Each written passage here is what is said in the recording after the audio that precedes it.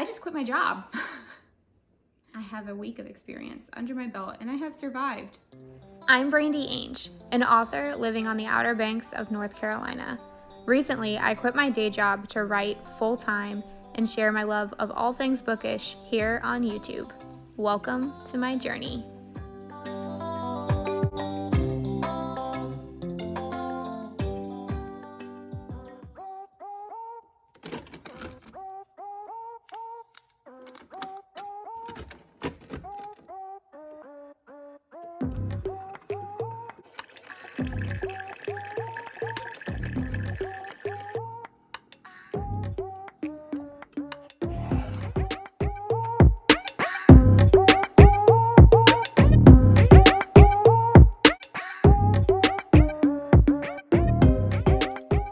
Hey guys, I am Brandy, but you can call me B. I guess I'll tell you just a little bit about myself before we get into the video. I am an Enneagram 3 Wing 4, which means I am an overachiever and a workaholic, which I don't use that term lightly. I'll get more into that later. And then the 4 being creative, and yeah, so I'm an Enneagram 3 Wing 4. And for you Enneagram nerds out there who just love that stuff, my tri-type is 135. You know what that means. Yeah, you do. No, what does that mean? So Enneagram aside, my Myers-Briggs is INTJ. I am not shy, but I'm extremely introverted. What you probably are all wondering is my Hogwarts house. Slytherin! If you know your Enneagram number and your Hogwarts house, comment both below, because I have a theory that for every Enneagram number, there's like a specific Hogwarts house that they would fit into.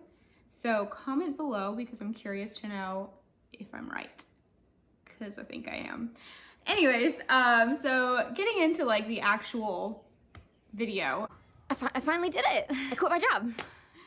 And I'm gonna be writing full time, which is exciting, but it's also kind of nerve-wracking because I'm a workaholic, like I said, and I've always had like 5 jobs, and now I'm working from home. So yeah, it's liberating for sure so far. I mean, from the half a week of experience I have. Actually, no, I think it's Friday. I have a week of experience under my belt and I have survived. That's good news. So there's hope. But yeah. So I'm just getting started on this adventure, on this journey. And so I figured if there are other people out there who are eventually planning someday want to quit their day job to write full time, I'm gonna share my story and my experience so that maybe you guys can get something out of it too. But then I'm also just kind of documenting this for myself. And then I can look back and see, you know, what works, what doesn't work, you know, learning from my failures and experiences, because failure is not wasted. It's a good thing. You learn from it, and just don't, if you make the same mistakes over and over again, then yeah, you're stupid. But that was blunt. I am very blunt. I'm also very sarcastic. So you should just know that going in, you know, brace yourselves for that.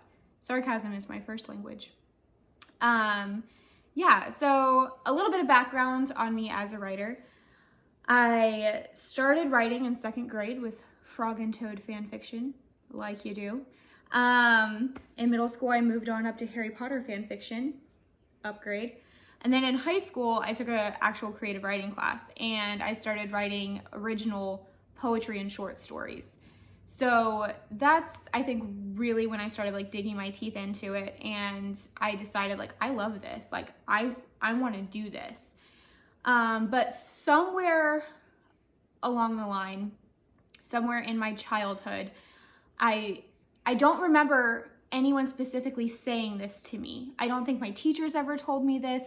My parents didn't. So I'm not really sure where I picked it up from, but somebody somewhere basically alluded maybe to the fact, which is not a fact, that you can't make a living doing this. That writing is a hobby, it's not a career.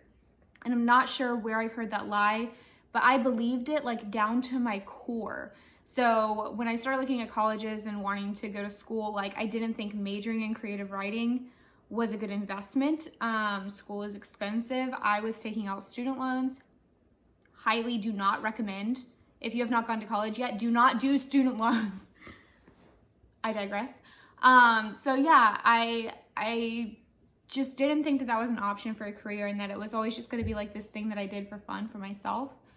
So yeah, and that was the decision that I made. I can't blame anyone else for that. I chose to believe the lie, didn't realize it was a lie. But then in college, I decided to challenge myself, and I wanted to see if I could write something longer than a short story. I wanted to try to write my first full-length novel, and I did, and it actually turned into a series. And a bunch of my friends had read bits and pieces of it and liked it and wanted to know what happens next, and people growing up always told me that I was a really good writer. And so I don't know why or where I believed the idea that I couldn't do this. I don't know where that came from.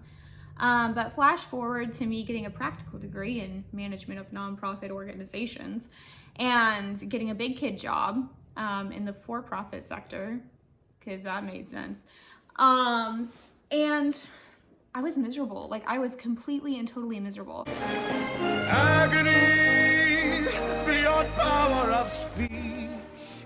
That's when I decided, you know what? I settled for plan B before I ever even tried plan A.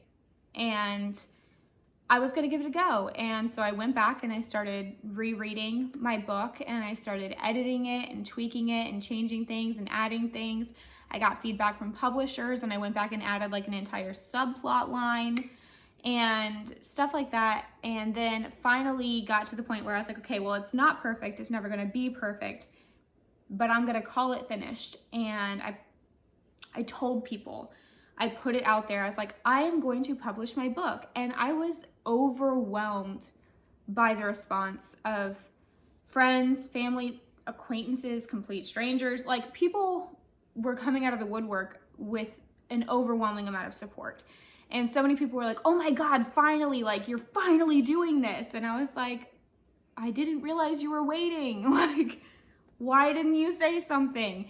But yeah, so I finally published my book, and it was good. People liked it. I got positive reviews. I had people calling me on the phone. I had strangers emailing me. I had a girl at a book signing I'd never met before in my life freak out and like was unable to speak to me because she was having a fangirl moment. That was surreal. And yeah, so it's been, I don't know. I struggle with being like, okay, well, how many years did I waste not pursuing this sooner? And even though the first book went so well, I was like, well, you know, like, it's not paying the bills. Like, I can't just leave my day job to, you know, work on the second one. And self-publishing the way that I did it the first time was expensive. And side note, it doesn't have to be. We'll get into that in future videos. But yeah, so I was just like, okay, well, I can't afford to quit my job to do this. But I want to do this. And so I was working, again, several jobs, 3, 4, 5 jobs, and trying to write the second book while doing book signings and marketing and everything for the first book. And so I had even less time than I did before because, you know, getting the first book out there and doing signings and going on book tours, that was a whole nother job. So make that like 6 jobs. And that left me no time to work on Penance, the second book in my series. And then people were excited who had read my first book and, you know, wanting the second book. They want to know what happens next. They are so excited to read it and stuff like that. But even though that's positive and that's very flattering and it's humbling for me, when people would come up to me and be like, oh my God, I'm so excited to read the second book. When is it coming out? That would stress me out so bad. And I would just like be overcome with this feeling of guilt. And I hated that. I had a bad experience. I was like, you know what? COVID hit, so timing was perfect. And I got locked down, which as an introvert was like you know, the highlight of my year. I was like, can we do this always? And I know you extroverts were like, that was torture. I was in heaven. And so I was like, can I do that? I don't know. Can I do that? And so I started considering, you know, is that an option? Am I self-motivated enough to be able to do that and make it happen? And being an Enneagram 3, yes, I am that motivated. I am an overachiever. So I just decided, yeah, I'm gonna do this. I'm gonna make this happen. Can I? Is that possible? Is that reckless? Is that stupid? Because I can't be perceived as being like irresponsible. I cannot be seen as reckless or irresponsible. I'd rather slide down a banister of razor blades and land in a pool of alcohol. Because that is not nailing being an adult. And I have to be perceived as successful as an Enneagram 3. That's just who I am. I need people to know, like, I've got my act together. I might not look like I do. I'm a hot mess. Like, my hair is half wet, half dry, and I'm just wearing, like, basically almost kind of PJs. But I actually do have my act together. So I was just trying to, like, brainstorm, like, how to make this happen. Can I afford to do this? And things like that. And I'll go into how this is possible in my next video. Like, my plan, how I set myself up to quit my job, my plan for like making it sustainable, all of that kind of stuff I'm going to talk about next week, next Tuesday. So subscribe, hit that little bell so it'll notify you, and come back and hang out with me next Tuesday and we'll dive deep into that stuff. So yeah, but I basically was like, you know what? Yes, now is the time. I went on a writing retreat in November, kind of test drove the thing, and I had a week off. And I was like, this is what it could be like. Just like my schedule is my own. I just work on my book all day, every day. This is heaven. This is awesome. And I got so much done. I was so productive. I was like, dude, if this is what I can get done in a week, I could publish several books a year if I had this kind of time all the time. And so I got really motivated and really like, okay, this is the right thing. And then I went in and I had the meeting with my boss to quit my job. And I was like, this is when it's gonna happen. This is when I'm gonna say it. I'm gonna put it out there. I'm going to resign, and then I'm going to vomit. And I'm going to feel like I've just made the most reckless, stupid decision of my life. But that's not what happened. I resigned. I told them, thank you. This has been like the perfect job. I've really appreciated everything that you guys have done for me. It was the job I needed when I needed it. And I will be forever grateful, but it is time for me to go and pursue other things. And it was just like, peace. And like this overwhelming feeling of rightness. I don't know. I'm an author. I can just make up words, right? Sure. Yeah, that's a thing. But there was this overwhelming feeling of it just being right, and I just had so much peace with it. And then I was just chomping at the bit because they gave like 4 months notice because we were going through like a company merger kind of thing, and I was like, yeah, I'll work through the transition. And then that last 4 months, I was like, oh my God, I can't wait to leave. Like, I've got so much to do, like making all my to-do list. And I'm like, wow, there's more than I realized. There's more than I thought. And yeah, but now I'm here and I'm actually able to do it, and I'm able to move forward and make this happen. And I am so excited.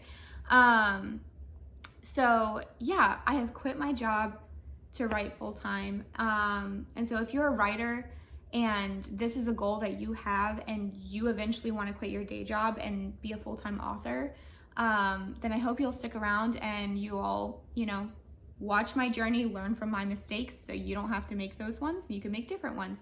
If you're a reader, if you're a fan of the Kingdom Come series, then I'm going to be talking a lot about the series. You'll get a lot of behind the scenes kind of views of me writing the books, and talking about the characters and the process, which could be fun as a reader. So I hope you'll stick around. And if you're just a reader of books in general, I'm going to be sharing all kinds of bookish stuff. I'm going to be talking about the books that I'm reading, if I recommend them or not. And because I'm a little bit of a nerd and a former barista, or is it once a barista, always a barista?